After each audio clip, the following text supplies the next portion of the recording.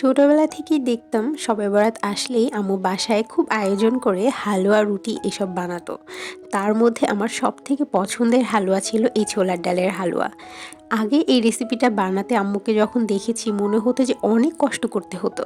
কিন্তু এখন খুব সহজেই এই ছোলার ডালের হালুয়া রেসিপি কিভাবে বানাতে পারবেন সেই রেসিপি থাকছে আজকে আপনাদের জন্য। Hello everyone, welcome to cook and cook. প্রথমেই আমি এখানে নিয়েছি ছোলার ডাল হাফ কেজি।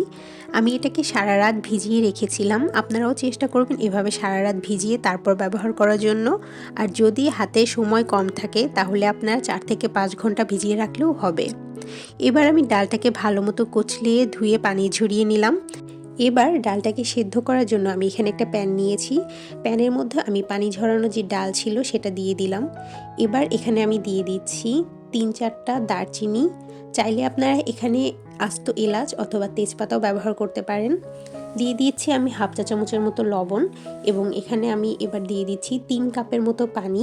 পানিটা দিয়ে আমি এবার ঢাকনা দিয়ে এটাকে একেবারে মিডিয়াম জালে সেদ্ধ করতে থাকবো যতক্ষণ না পর্যন্ত এটা খুব ভালো মতো সেদ্ধ হয়ে যায়। তো মোটামুটি আমার এখানে ডালটা কিন্তু অলরেডি সেদ্ধ হওয়া শেষ। আমি আপনাদেরকে একটু কাছ থেকে দেখিয়ে দিচ্ছি। এটা একেবারে কিন্তু গলে গিয়েছে। আপনারা চাইলে পানিটাকে আরও ভালো মতো টানিয়ে নিতে পারেন, কিন্তু আমি যেহেতু এটা ব্লেন্ডার করব, এটাকে আমি আর টানাবো না। আমি এভাবেই সরাসরি এটাকে ব্লেন্ডার করব। আপনারা চাইলে এটা পাটায় বেটেও নিতে পারেন, সেক্ষেত্রে আপনারা পানিটা আরেকটু টানিয়ে নেবেন।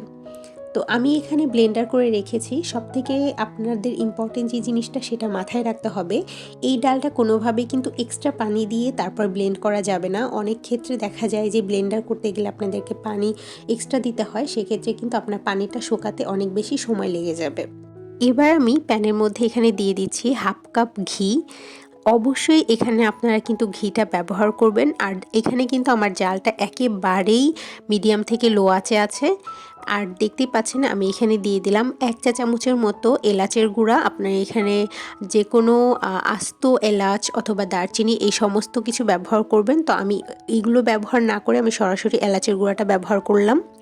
এরপর আমি এই ঘিয়ের মধ্যে পুরো যেই আমার ডালের মিশ্রণটা আছে আমি সেটা ঢেলে দিলাম। এই সময়ে এসে আপনাদের জালটা কিন্তু মিডিয়ামে থাকবে, মিডিয়াম থেকে একটু লোতেও রাখতে পারেন। এই সময় হুট করে জালটা বাড়িয়ে দিবেন না। এভাবে আস্তে আস্তে আপনারা স্প্যাচুলা দিয়ে নাড়তে থাকবেন। আমি এটা ঘন ঘন অনবরত নেড়ে নিচ্ছি।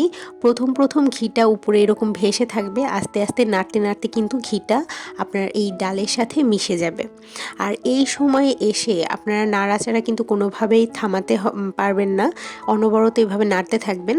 যখন দেখবেন এটা থেকে কাঁচা গন্ধ বের হয়ে গেছে আপনারা সে সময় বুঝতে পারবেন। তো কাঁচা গন্ধটা আমার যখন বের হয়ে যাবে তখন এরকম একটা ঘনত্ব কিন্তু চলে আসবে। আর অলরেডি আমার এই ডালটার থেকে কিন্তু মানে বলক চলে আসছে। তো এই সময়ে এসে আমি এখানে দিয়ে দিচ্ছি 1 কাপ পরিমাণ চিনি। চিনির পরিমাণটা আমি আপনাদেরকে একটুখানি বলে দিচ্ছি।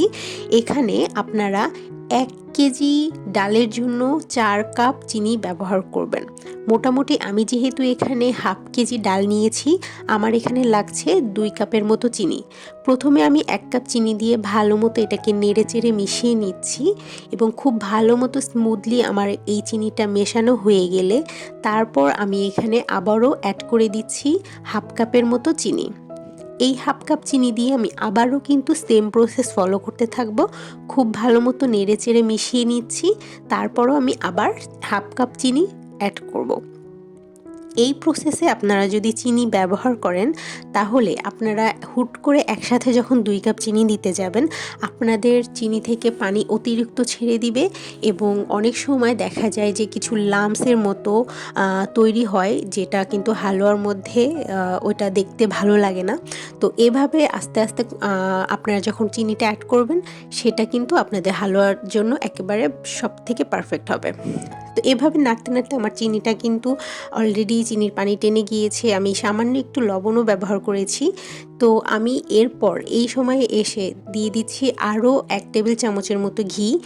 ঘিটা দেওয়ার পরও আপনারা চাইলে এখানে কিছু ড্রাই ফ্রুটস অ্যাড করে এটাকে এভাবে নামিয়ে নিয়ে হালুয়া হিসেবে খেতে পারেন, কিন্তু আমি যেহেতু এটাকে বরফি তৈরি করব, তো সেজন্য আমি এখন এটাকে আরও ভালো মতো আর একটু হাই হিটে জাল করে নিব।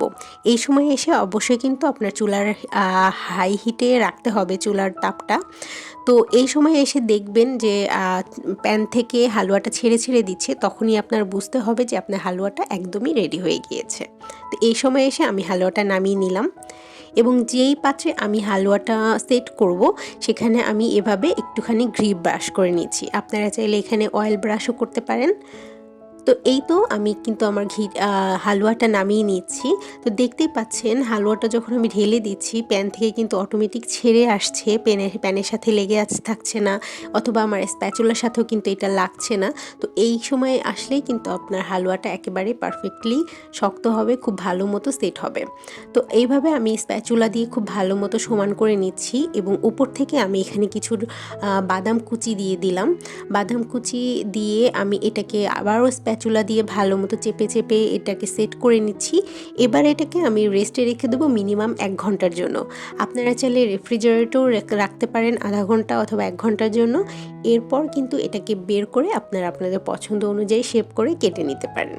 তো আমার এখানে কিন্তু বাদাম সেট করা শেষ। এবার আমি এটাকে 1 ঘন্টার জন্য রেস্টে রেখে দিচ্ছি।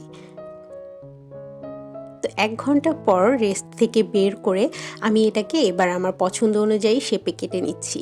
তো আমি যেহেতু এটা বরফি তৈরি করছি, আমি বরফি শেপ করেই সুন্দর মতো কেটে নিচ্ছি। তো ব্যাস তৈরি হয়ে গেল আমার এই মজাদার স্বাদের ছোলার ডালের হালুয়া। একেবারেই কিন্তু ঝামেলাহীন এবং খুবই অল্প ইনগ্রিডিয়েন্ট লাগছে আপনাদের এখানে। আপনারা চাইলে এখানে অন্যান্য যে টপিংস আছে কিশমিশ দিয়েও কিন্তু এটা সার্ভ করতে পারেন। আমি এখানে বাদাম দিয়েই সার্ভ করেছি। তো কেমন লাগলো আজকের এই সহজ রেসিপিটা? আশা করছি আপনাদের কাছে ভালো লেগেছে। যদি ভালো লেগে থাকে তাহলে অবশ্যই কিন্তু লাইক, কমেন্ট এবং সাবস্ক্রাইব করতে একেবারেই ভুলে যাবেন না। দেখা হবে নেক্সট কোনো রেসিপির সঙ্গে। ততক্ষণ পর্যন্ত সবাই ভালো থাকবেন, সুস্থ থাকবেন। আল্লাহ হাফেজ।